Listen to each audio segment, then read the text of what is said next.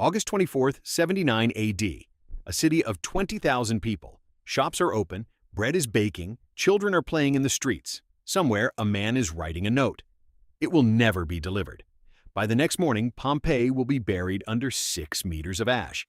We know a lot about how Pompeii died, but almost nobody talks about the day before, the last ordinary day. What were people actually doing? The answer, preserved in ash for 2,000 years, is stranger and more human than you'd expect. Pompeii in August was alive. It wasn't a small village. It was a prosperous Roman city with a forum, an amphitheater, 2 theaters, at least 3 public baths, and more than 100 taverns. Archaeologists have found election graffiti on the walls, campaign slogans written in red paint endorsing candidates for local office. Some of that paint was still wet when the volcano erupted. The city was in the middle of its political season. There were also signs of recent construction. An earthquake 17 years earlier had damaged many buildings, and repairs were still ongoing. Workers were on scaffolding. Plumbers were relaying pipes. This was not a city bracing for disaster. It was a city in the middle of Tuesday. We know what people ate that day. Excavations of Thermopolia, Pompeii's version of fast food restaurants, found pots still containing food.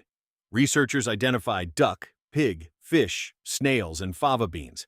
One counter had a decorated pot with the remains of a wine-based drink.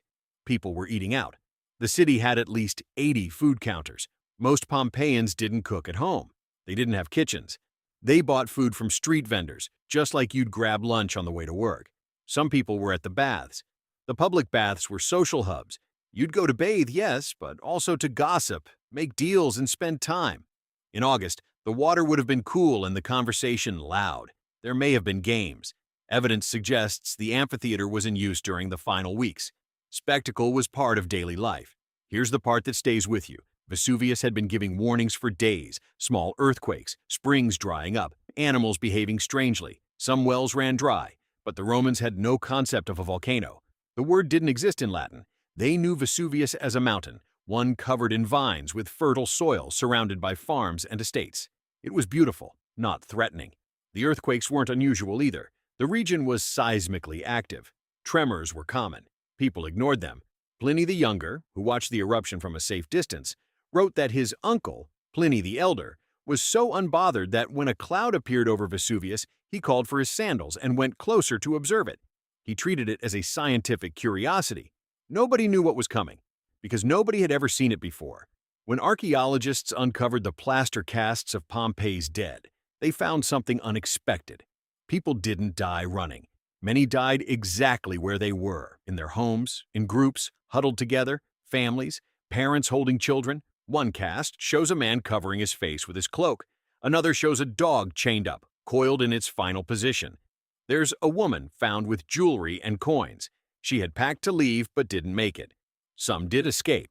We know this because estimates suggest Pompeii's usual population of 20,000 was down to perhaps 11,000 when the eruption began.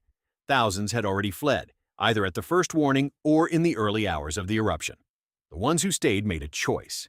They thought they could wait it out, or they had nowhere to go, or they simply didn't believe it was as bad as it was. It's a very human thing to underestimate the thing that's coming.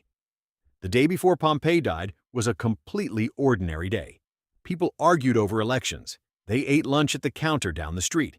They planned things they would never get to do. What the ash preserved wasn't just a city, it was a moment, a Tuesday frozen in time. And when we look at it carefully, we're not looking at ancient history, we're looking at ourselves.